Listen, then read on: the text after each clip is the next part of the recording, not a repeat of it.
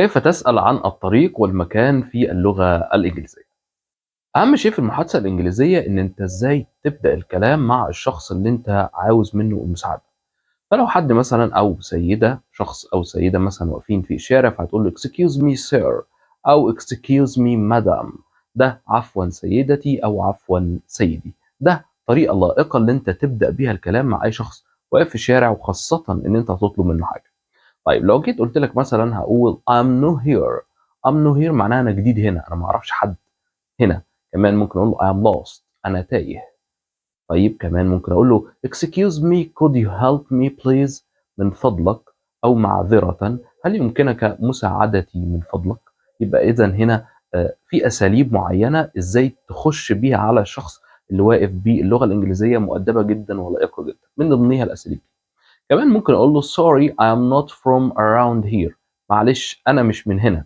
لما بتروح منطقة جديدة وخاصة مثلا في مصر، هتقول له معلش انا مش من هنا، اوصف لي مثلا الطريق لحد البنك مثلا، او لاي محطة المترو مثلا. يبقى هتقول له sorry I am not from around here، انا اسف انا مش من هنا. كمان طيب لو لقيت حد واقف بيتكلم مع حد، فانت طبعا هتقول له I'm sorry to interrupt you، انا اسف ان انا هقطعك.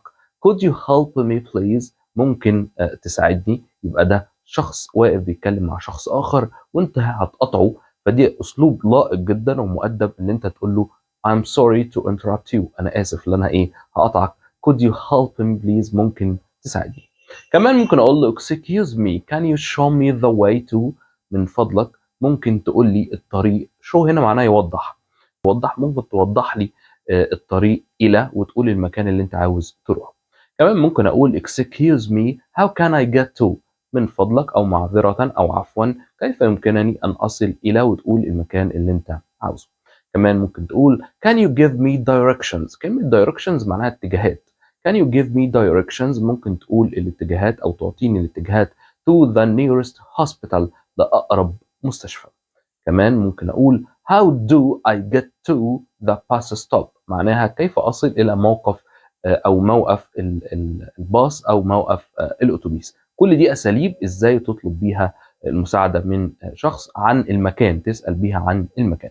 كمان ممكن أقول له where is the nearest post office، أين هو أقرب مكتب بريد، فين أقرب مكتب بريد. يبقى where is the nearest معناها فين أقرب، وتقول المكان اللي أنت عاوزه. where is the nearest hospital، فين أقرب مستشفى هنا. اعملوا بقى فولو ولايك، وإن شاء الله الحلقة اللي جاية هناخد إزاي نرد على الأسئلة دي. لو حد قال لك فين أقرب مستشفى هنا، إزاي أوصل للبيت، ممكن تساعدني أوصل لأقرب صيدلية هنا، إزاي توصف له الطريق وإزاي توصف له المكان اللي هو عاوزه.